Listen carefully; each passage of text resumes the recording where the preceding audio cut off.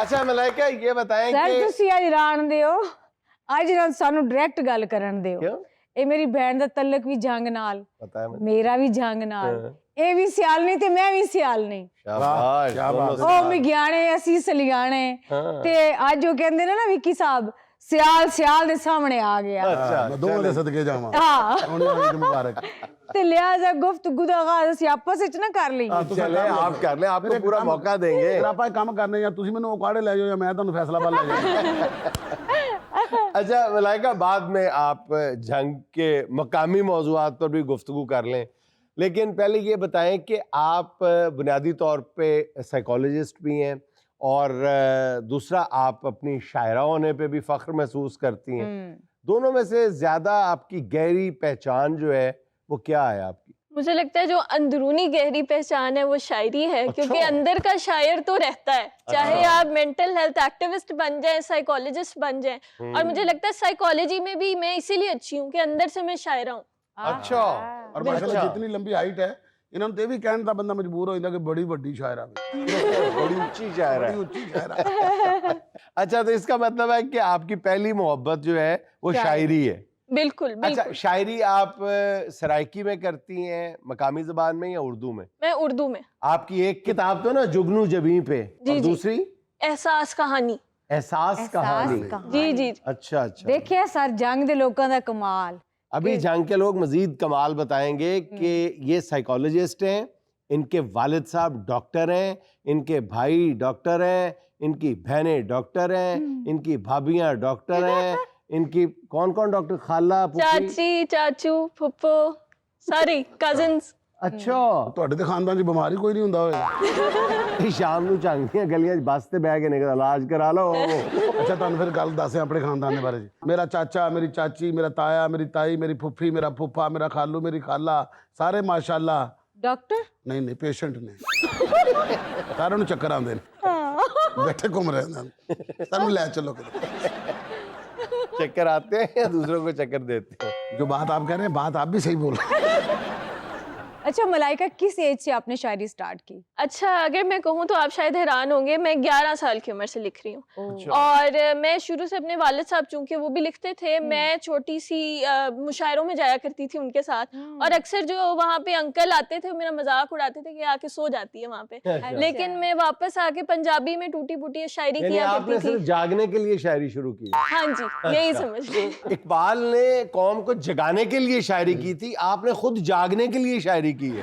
میں اپنی تنظیم کے تھرو لوگوں کو جگاتی ہوں اور خود جاگنے کے لیے شاعری کرتی ہوں. اپنی تنظیم کون سی آپ کی؟ Send box. سائیکالوجی سے مینٹل ہیلتھ اویئرنیس کے. اچھا مینٹل ہیلتھ اویئرنیس دیتی ہیں آپ. تو سینڈ باکس کی وجہ تسمیہ بنی اس طرح کہ میں جنگ سے چونکہ میرا تعلق ہے, تو ایک دن مجھے بیٹھے بیٹھے اکیڈمی مجھے لگا مجھے سانس سینڈ بہت ہوتی ہے اس لیے بنائی.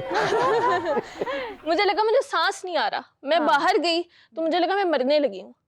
اور بعد میں مجھے پتا چلا کہ وہ انگزائٹی اٹیک تھا, اور پھر مجھے بعد میں اس چیز کا خیال آیا کہ میرا ایک میڈیکل فیملی سے تعلق ہے اور مجھے نہیں پتا تھا کہ میرے ساتھ کیا ہو رہا ہے. تو جنگ میں کتنے ایسے لوگ ہوں گے جن کو نہیں اندازہ ہوگا کہ ان کے ساتھ کیا ہو رہا ہے. تو پھر یہ سوچ کر میں نے کہا کہ یا تو میں چپ بیٹھ سکتی ہوں یا میں کچھ کر سکتی ہوں. تو 16 سال کی عمر میں پھر ایف ایس سی میں نے سینڈ باکس شروع کی, اور یہ میرے شہر کی. اچھا آپ نے ایم ایس سی سائیکالوجی کرنے سے پہلے یہ sandbox F S C میں جی جب میں 16 سال کی تھی. جی تو تب مجھے خیال آیا کہ وہ میرا جو سب سے بڑی موٹیویشن ہے, محسن نقوی صاحب کا شعر ہے کہ شکوہ ظلمت شب سے تو کہیں بہتر تھا, اپنے حصے کی کوئی شمع جلاتے جاتے. تو آپ نے اپنے حصے کی شمع جو جلائی وہ ریت میں جلائی, سینڈ باکس. جی جی. سینڈ باکس کی جو وجہ تسمیہ ہے وہ یہ ہے کہ وہ سینڈ باکس جو باہر وہ ریت بچھا دیتے ہیں کہ بچے کے نیچے اگر گرے تو چوٹ کم لگے. تو اس کی وجہ یہ تھی کہ یہ جو ذہنی امراض ہیں یہ پہلے سے آپ تیار رہیں چوٹ تاکہ آپ کو کم لگے. بالکل. اچھا ملائکہ آپ ماہر نفسیات کے طور پر پریکٹس بھی کرتی ہیں؟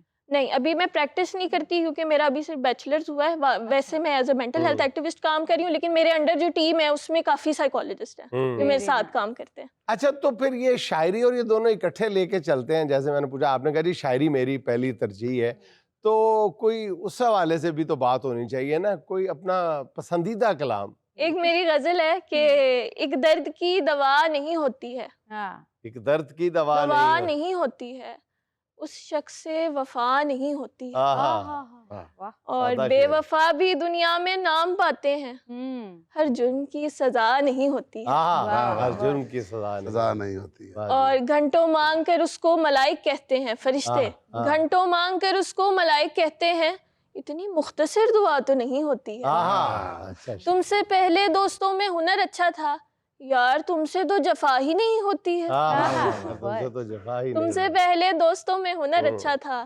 یار تم سے تو جفا ہی نہیں ہوتی ہے، اور کہیں اس کے قدم شہر میں پڑ گئے ہوں گے، ورنہ تو اتنی سرد ہوا نہیں ہوتی۔ واہ واہ ہم بھی کسی کی ڈی پی دیکھ لیتے ہیں جب گھر میں آپ کی بھابھی نہیں ہوتی۔ اچھا ملائکہ، ہم نے سنا ہے کہ آپ کی جو کتاب ہے جگنو جبیں پہ، یہ مختلف کنٹریز کی 4 یونیورسٹیز کی لائبریری میں ہے۔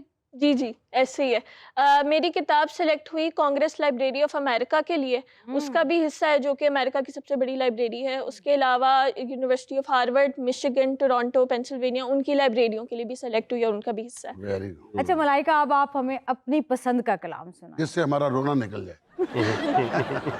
اچھا اپنی ایک نظم سناؤں گی، پہلی دفعہ جنگ سے ہوں تو پہاڑوں میں گئی تو تب میں نے یہ لکھی تھی کہ کوئی گیت لکھوں احساس لکھوں، کوئی گیت لکھوں احساس لکھوں، دل کی میں کوئی بات لکھوں، کوئی غزل لکھوں اشعار لکھوں، یا جھوٹا کوئی احساس لکھوں، اور میں تجھ کو دوں نسبت رانجھے کی، میں خود کو ہیر سیال لکھوں، اور میری پہچان نہیں ہے اور کوئی، محبت کو اپنی ذات لکھوں، پھر بناؤں گھر پہاڑوں پہ، تختی پر تیرا نام لکھوں، بیوٹیفل یار۔ اور کیا بات کروں اب اپنی میں خود کو بس برباد لکھوں، پھر بات آئے جب تیری تو میں تجھ کو کل کائنات لکھوں، خود کو کہلاؤں سونی اور میں تجھ کو مہیوال لکھوں، اب کیا ہے کہنا آخر میں بس اپنے جذبات لکھوں، پھر بناؤں گھر پہاڑوں پہ، تختی پر تیرا نام لکھوں۔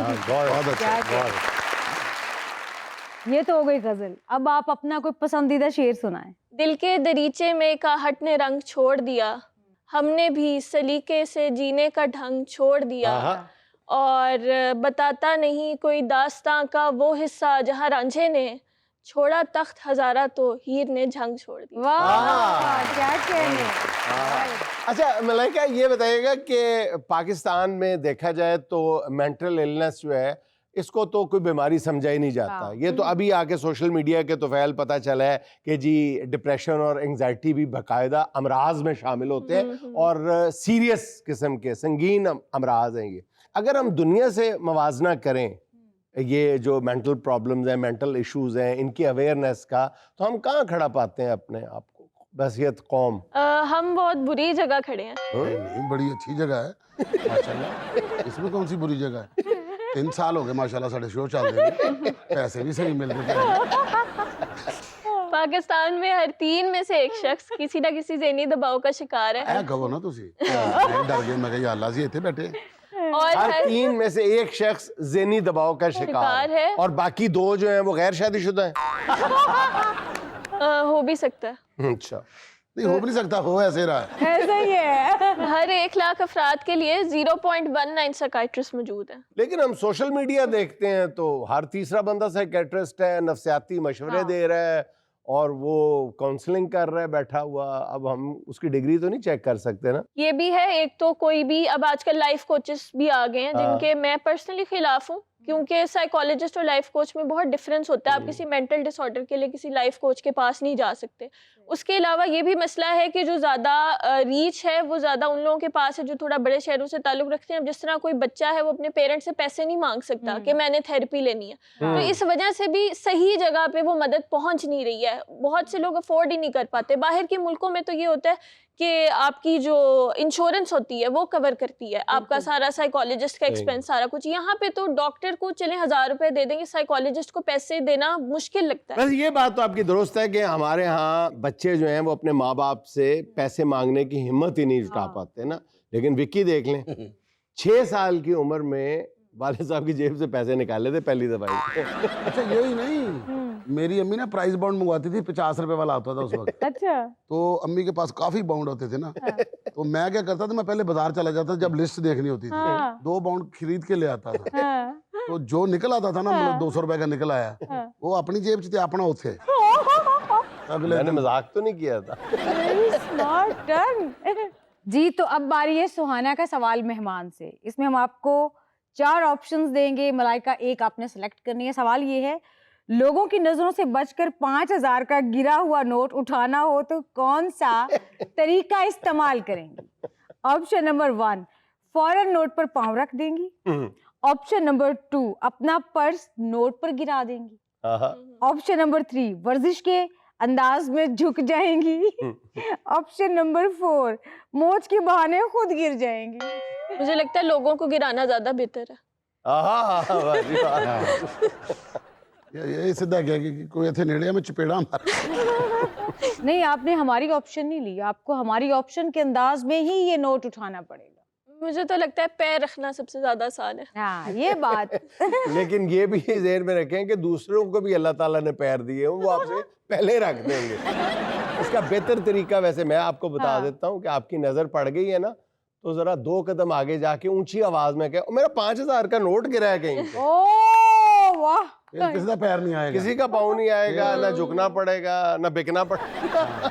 ਇਹਦੇ ਬਾਰੇ 'ਚ ਕਿਸੇ ਸਿਆਣੇ ਨੇ ਕਿਹਾ ਕਿ ਨੋਟ ਤੇ ਪੈਰ ਰੱਖਣਾ, ਕਿ ਜਿੱਥੇ ਪੈਰ ਉੱਥੇ ਖੈਰ।